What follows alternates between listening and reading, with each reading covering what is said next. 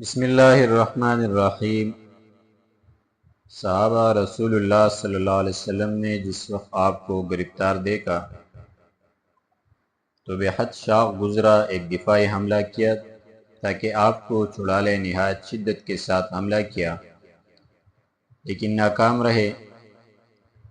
اب مسلمانوں کے پیر اکڑ چکے تھے، چاہا کہ بھاگ پڑے، مگر حضرت رافع بن امیر الطوائی رضی اللہ عنہ نے روکا اور کہا،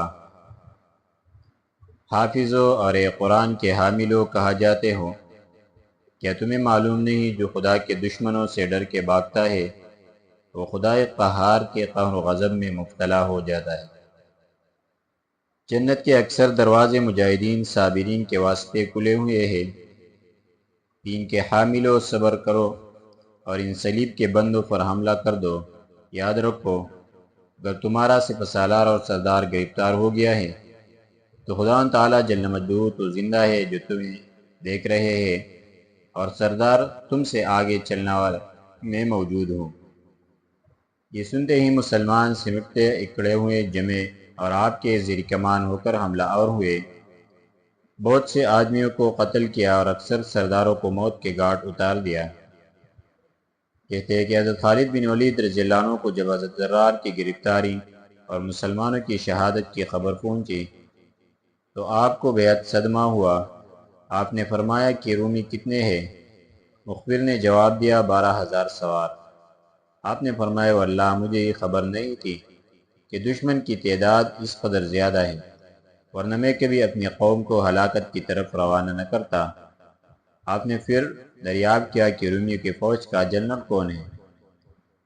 کہا والی ہمس دروان ہے، اور حضرت زرار بن حضور رضی اللہ عنہ نے اس کے لڑکے حمدان کو قتل بھی کر دیا ہے۔ آپ نے فرمایا لا حول ولا قوت الا باللہ العلی العظیم۔ اس کے بعد آپ نے حضرت ابو عبیدہ رضی اللہ عنہ کے پاس ایک شخص کو بھیج کر مشورہ طلب کیا۔ انہوں نے مستشیر کو کہلا بھیجا کہ جس آدمی پر تمہیں زیادہ اعتماد ہو اس کی ماتحتی میں کچھ فوج باب شرقی میں چھوڑ کر تم دشمن کے مقابلے میں چلے جاؤ۔ مجھے امید ہے کہ تم انہیں چکی کی طرح دل دو گے اور ہر شخص کو چٹکی میں رکھ کر مل دو گے۔ آپ نے یہ سن کر فرمایا واللہ میں ان لوگوں میں سے نہیں ہوں جو خدا کے راستہ میں اپنی جان دینے میں بخل کرتے ہیں۔ میسرہ بن مسروق بصیر رضی اللہ عنہ کو آپ نے 1,000 سوار دے کر فرمایا تم یہی رہو، اپنی جگہ کو نہ چھوڑنا، خدا سے مدد مانگنا اور اس پر بھروسہ کرنا۔ حضرت میسرہ نے کہا مجھے بصرو چشم منظور ہے۔ اس کے بعد آپ نے فوج کی طرف مخاطب ہو کر فرمایا اب گھوڑوں کی باغیں چھوڑو، بالے سنبھال لو، اور جس وقت دشمنوں کے قریب پہنچو تو ایک متفقہ حملہ کر دو۔ ممکن ہے کہ ہم زرار کو چھڑا لیں گے،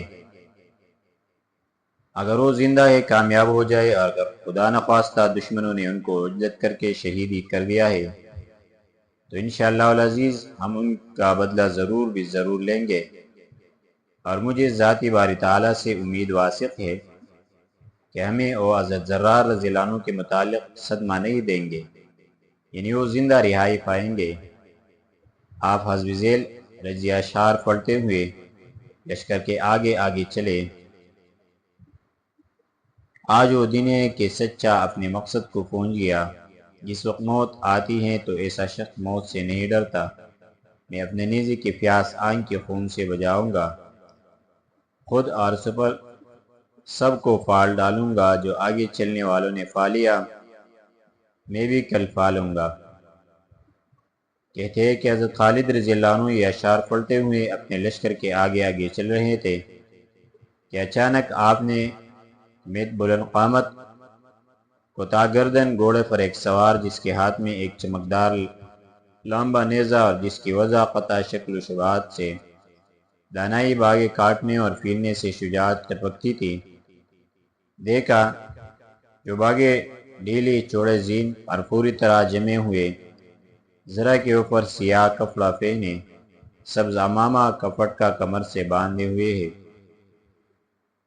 جس کو اس نے اپنے سینے سے اس تک ڈال رکھا تھا، فوج کے آگے آگے شعلہ جوالہ کی طرح جا رہا تھا۔ جس وقت آپ نے اسے اس شان و شوکت کے ساتھ جاتے ہوئے دیکھا تو آپ نے فرمایا کاش کہ میں اس سوار سے واقف ہوتا، یہ کون ہے؟ واللہ یہ شخص نہایت دلیر اور بہادر معلوم ہوتا ہے۔ یہ سوار سب سے آگے آگے مشرکین کے گروہ کی طرف چونکی جا رہا تھا، آپ بھی اس کے پیچھے پیچھے ہو لیے۔ واقعی رحمہ اللہ کہتے ہیں کہ حضرت رافع بن امیرۃ الطائی رضی اللہ عنہ نہایت استقلال اور بہادری کے ساتھ دشمن کا مقابلہ کر رہے تھے کہ انہوں نے حضرت خالد بن ولید رضی اللہ عنہ کو اپنی حکومت کے لیے آتے دیکھا اور لشکر کے پہنچتے ہی اس سوار کو، جس کی ہم ابھی تعریف و توصیف کر چکے ہیں، رومیوں پر اس طرح گرتے دیکھا جس طرح باز چڑیا پر۔ اس کا ایک حملہ تھا جس نے ان کو لشکر میں تہلکہ ڈال دیا، کشتوں کے پشتے لگا دیے اور بڑھتے بڑھتے وسط لشکر روم میں گھستا چلا گیا۔ وہ کونتی ہوئی بجلی تھی کہ آنن فآنن میں چند جوانوں کے سروں پر گرتی ہوئی چمکے، دو چار کو بسم کر کے 5-7 کے بدن پر گر کے پھر اسی جگہ نمودار ہوئی۔ اس سوار کا نیزہ جس وقت وسط لشکر میں سے نکلا، خون آلود، دل میں قلق و اضطراب، چہرے سے افسوس، ناامیدی ظاہر ہو رہی تھی۔ یہ اپنی جان کو چونکہ معرض ہلاکت میں ڈال چکا تھا، اس لیے دوبارہ پلٹا اور بڑھ کے اس بے جگری کے ساتھ ندر ہو کر حملہ کیا کہ لوگوں کو کاٹتے، لشکر کو چیرتے ہوئے بہادروں کی صفوں میں کلبلی ڈال دی اور رومیوں میں بڑھ کر اپنے لشکریوں کی نظروں سے غائب ہو گیا، مگر اس کا قلق و اضطراب ترقی ہی پر تھا۔ رافع بن امیرۃ الطائی اور ان کے عسکریوں کا خیال تھا کہ یہ خالد ہے، اور حضرت خالد رضی اللہ عنہ کے سوا ایسے کارہائی نمایاں کون کر سکتا ہے۔ اسی خیال میں تھے کہ خالد بن ولید رضی اللہ عنہ اپنے لشکر کے ہمراہ آتے ہوئے دکھائی دیے۔ حضرت رافع بن امیرۃ الطائی رضی اللہ عنہ نے زور سے چلا کر کہا، اے دلیر، یہ سوار جو اپنی جان کو خدا کے راستہ میں بے خوف و خطر پیش کر رہا ہے اور خدا کے دشمنوں کو بے دریغ قتل کر رہا ہے، کون ہے؟ آپ نے فرمایا، خدا کی قسم میں اس سے خود ناواقف ہوں اور اس کی شجاعت، دلیری اور جرأت سے خود متعیر ہوں اور متعجب ہوں۔ حضرت رافع نے کہا، اے امیر، یہ عجیب شخص ہے کہ رومیوں کے لشکر میں گھس جاتا ہے اور دائیں بائیں نیزے مار کر لوگوں کو گرا دیتا ہے۔ حضرت خالد رضی اللہ عنہ نے فرمایا، مسلمانوں، حمایت دین کے لیے متحد ہو جاؤ اور ایک متفقہ حملہ کر دو۔ یہ سنتے ہی بہادران اسلام نے باغوں کو درست کیا، نیزوں کو سنبھالا اور سب بندی کر کے کھڑے ہو گئے۔ حضرت خالد رضی اللہ عنہ سب کے آگے کھڑے ہوئے، ارادہ تھا کہ دشمن پر حملہ کرے کہ اچانک وہی سوار جو خون میں لت پت اور جس کا گھوڑا پسینے میں غرق تھا، رومیوں کے قلب لشکر سے شعلہ جوالہ کی طرح نکلا۔ رومیوں کا اگر کوئی سپاہی اس کے قریب آ جاتا تو فش دے کر بھاگ جاتا اور یہ اتنی طرح رومیوں کے کئی آدمیوں کے ساتھ لڑتا تھا۔ یہ دیکھتے ہی حضرت خالد بن ولید رضی اللہ عنہ نے اپنی جمعیت کے ساتھ حملہ کر دیا اور جو رومی اس سوار پر حملہ کر رہے تھے ان کی تیزی سے حملہ سے اس کو بچا لیا، اور اس طرح یہ سوار مسلمانوں کے لشکر میں آ ملا۔ مسلمان نے اس کی طرف غور سے دیکھا، گویا وہ گلاب کے پھول کی ایک ارغوانی انگلی تھی جو خون میں رنگی ہوئی تھی۔ حضرت خالد بن ولید رضی اللہ عنہ نے اسے آواز دی اور کہا، اے شخص، تو نے اپنی جان کو خدا کی راہ میں خرچ اور اپنے غصہ کو اس کے دشمنوں پر صرف کیا ہے، تمہیں باری تعالیٰ جل مجدہ جزائے خیر عنایت کرے۔ بہتر ہو کہ تو اپنی دھیان بند نقاب کو کھول دے تاکہ معلوم ہو سکے کہ تو کون ہے۔ کہتے ہیں کہ اس سوار نے ان کے کہنے کی کچھ پرواہ نہیں کی اور قبل اس کے کہ آپ سے مخاطب ہو، لوگوں میں جا گھسا۔ اہل عرب نے چاروں طرف سے چیخنا اور کہنا شروع کیا کہ خدا کے بندے، امیر افواج اسلامیہ تجھے آواز دیتا اور مخاطب کرتا ہے، مگر تو اس سے اعراض کرتا ہے اور بھاگتا ہے۔ تجھے چاہیے کہ اس کے پاس جا کر اپنے نام، حسب اور نسب کا پتہ دے تاکہ تیرے عہدے میں ترقی اور مرتبہ میں سربلندی حاصل ہو۔ مگر سوار نے ان کی بات کا کچھ جواب نہ دیا۔ جب حضرت خالد بن ولید رضی اللہ عنہ کو اس سوار کے متعلق کچھ معلوم نہ ہو سکا تو آپ خود بنفس نفیس اس کے پاس تشریف لے گئے اور فرمایا سخت افسوس کی بات ہے کہ میرا نیز تمام مسلمانوں کے دل تیرے حالات معلوم کرنے کے لیے بے چین ہے اور تو اس قدر بے پرواہ تو کون ہے۔ آخر آپ کے بے حد اصرار پر دھیان من کے اندر سے نسوانی زبان میں اس سوار نے اس طرح کہنا شروع کیا، اے امیر، میں آپ سے کسی نافرمانی کے باعث اعراض نہیں کر رہی ہوں، بلکہ مجھے آپ سے مخاطب ہوتے ہوئے شرم مانی ہے، کیونکہ میں دراصل ایک پردے کی بیٹھنے والی اور حجاب میں زندگی گزارنے والیوں میں سے ہوں۔ مجھ سے اصل میں یہ کام میرے درد دل نے کرایا ہے اور میرا رنج ہی مجھے یہاں تک کھینچ لایا ہے۔ آپ نے فرمایا تم کون ہو؟ اس نے کہا زرار، جو قیدی ہے ان کی بہن خولہ بنت عذور ہوں۔ قبیلہ مزج کی چند عرب عورتوں میں بیٹھی ہوئی تھی کہ دفعتاً مجھے زرار کی گرفتاری کی خبر ملی۔ میں فوراً سوار ہو کر یہاں پہنچی اور جو کچھ کام کیا وہ خود آپ کے سامنے ہے۔ کہتے ہیں کہ حضرت خالد بن ولید رضی اللہ عنہ کا دل یہ سن کر بر آیا۔ آپ رونے لگے اور فرمایا ہمیں سب کو متفقہ حملہ کرنا چاہیے۔ مجھے خداوند تعالیٰ جل مجدہ کی ذات و اعلیٰ صفات سے امید ہے کہ ہم تمہارے بائی تک پہنچ کر ان کو چھوڑانے میں ضرور کامیاب ہوں گے۔ حضرت خولہ نے کہا میں اس حملہ میں بھی انشاءاللہ تعالیٰ سب کے پیش رہو گی۔